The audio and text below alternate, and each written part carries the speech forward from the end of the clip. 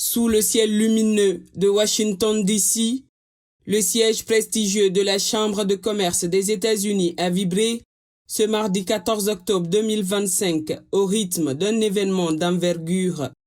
La table ronde économique exécutive États-Unis-Guinée.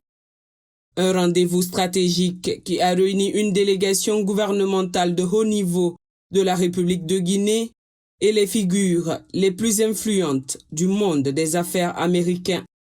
Organisée en marge des assemblées annuelles du FMI et du groupe de la Banque mondiale, cette rencontre exclusive illustre la détermination de la Guinée à consolider sa souveraineté économique, à renforcer son attractivité et à inscrire son développement dans une trajectoire durable et inclusive, conforme à la vision du chef de l'État, son Excellence le général Mamadi Doumbouya.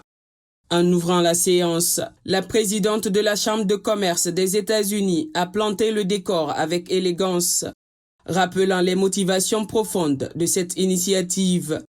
Elle a surtout annoncé la publication prochaine d'un guide d'investissement États-Unis-Guinée, prévu pour 2026, qui offrira aux investisseurs américains un panorama complet des opportunités économiques dans les secteurs clés du pays. Prenant la parole, le ministre de l'Économie et des Finances, Mourana Souma, a rappelé avec force les potentialités exceptionnelles de la Guinée. De cette terre fertile propice à l'agriculture, à la résilience de son économie, la Guinée offre aujourd'hui un terreau solide pour tout investisseur visionnaire. Dans la même dynamique, le ministre du Plan et de la Coopération internationale Ismaël Nabé a souligné que la Guinée se trouve à la croisée des chemins de son économie, précisant que les réformes structurelles et institutionnelles ainsi que la stabilité macroéconomique constituent désormais les fondements d'un modèle économique crédible et compétitif. L'ancien premier ministre du Bénin, Lionel Zinsou, collaborateur clé du comité stratégique Simondou présidé par Djiba Diakité, à travers les cabinets internationaux Rothschild et KPMG, a salué la maturité économique de la Guinée. Selon lui, la Guinée a franchi un cap historique. C'est un moment unique où les investisseurs doivent se positionner pour ne pas rater la nouvelle ère de croissance africaine. Lors des échanges à huis clos, les représentants de la Chambre de commerce des États-Unis ont unanimement salué la clarté de la vision guinéenne et la solidité de ses institutions économiques. Le gouverneur de la Banque centrale Karamo Kaba a pour sa part insisté sur la stabilisation du franc guinéen, gage de confiance pour les investisseurs. Quant au ministre du Budget, Fassine Silla, il a mis en avant les mesures de transparence et de discipline fiscale mises en place pour renforcer la crédibilité financière de l'État et rassurer les partenaires économiques. La Guinée est au centre du développement en Afrique. Et grâce au leadership du général Mamadi Doumbouya, nous sommes en train de réaliser des progrès qui sont appréciés par le monde entier. Le ministère du Budget est à l'entrée du business en Guinée à travers la douane et aussi la Direction générale des impôts. Nous avons une fiscalité qui est adaptée pour attirer le business dans le pays. Nous avons une politique douanière qui est alignée aux standards internationaux. Donc ce qui fait que nous sommes prêts à accueillir toutes les opportunités en Guinée et en bonne intelligence. Des entreprises américaines déjà implantées en Guinée, à l'image de Vistagui et Vistabank, ont partagé leur expérience positive, décrivant la Guinée comme l'Eldorado de l'Afrique de l'Ouest. Elles ont mis en avant la stabilité réglementaire, la volonté politique et surtout la vision stratégique du président de la République, le général Mamadi Doumbouya, qui incarne une nouvelle gouvernance économique tournée vers la performance et la souveraineté. La rencontre a également été marquée par l'intervention de l'ambassadrice de Guinée aux États-Unis, qui a joué un rôle essentiel dans le rapprochement diplomatique entre Washington et Conakry. C'était une opportunité, encore une fois de plus, pour montrer que la Guinée est au cœur des investisseurs privés américains. Déjà, il y a des sociétés américaines en Guinée qui se développent et se diversifient. Ce n'est plus le secteur traditionnel des mines. Là, il y a les banques, il y a les assurances, il y a l'énergie et il y a les infrastructures. Et je remercie également les autorités guinéennes qui ont cru à ce projet, et le général Mamadi Doumbouya et le Premier ministre Amadou Riba et toutes les autorités de notre pays qui se sont engagées et qui nous ont aidés à avoir ce résultat.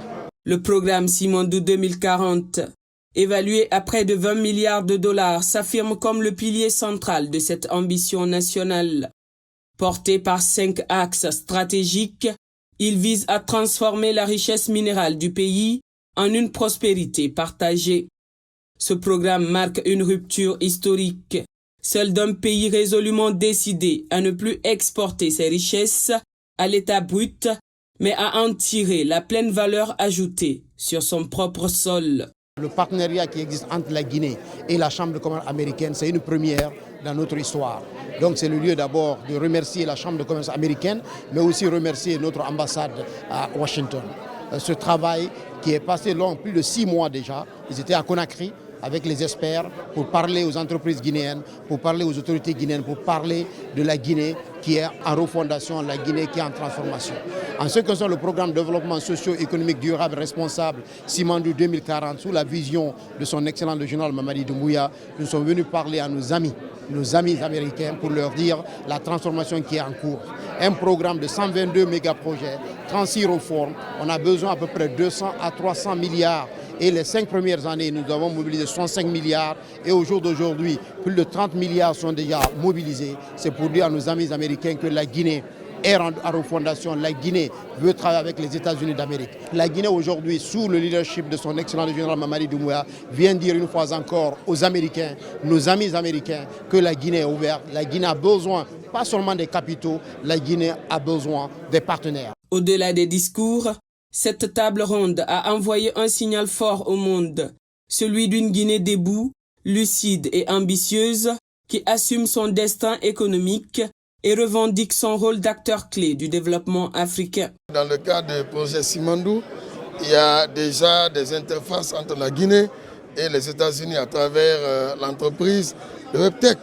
Dans le cadre de la livraison des locomotives à la Guinée, au niveau des partenaires techniques dans le cadre de Simandou. C'est un appel qu'on fait à l'ensemble des pays du monde, les États-Unis en particulier, à travers la Chambre de commerce, de dupliquer une interaction, de dupliquer les relations avec les autorités économiques guinéennes dans le cadre d'une pénétration offensive sur le plan économique et commercial en Guinée. Il vous souviendra que la Guinée a entamé des phases de croissance économique depuis 2022 sous le leadership du président, le général Mamadi Doumbouya, et à date, on se retrouve à un niveau de croissance de 7,1. Et donc l'un des taux de croissance les plus élevés de la sous-région. Et c'est une opportunité que tous les pays doivent saisir pour venir s'implanter en Guinée, tellement le climat des affaires est ambiant, tellement le climat des affaires est assaini, tellement la dynamique de croissance est lancée. Sous le magistère du général Mamadi Doumbouya, la Guinée tourne la page de l'incertitude pour écrire un nouveau chapitre de souveraineté, de stabilité et de croissance partagée. Une Guinée confiante, fière et prête à bâtir avec ses partenaires un avenir à la hauteur de son potentiel.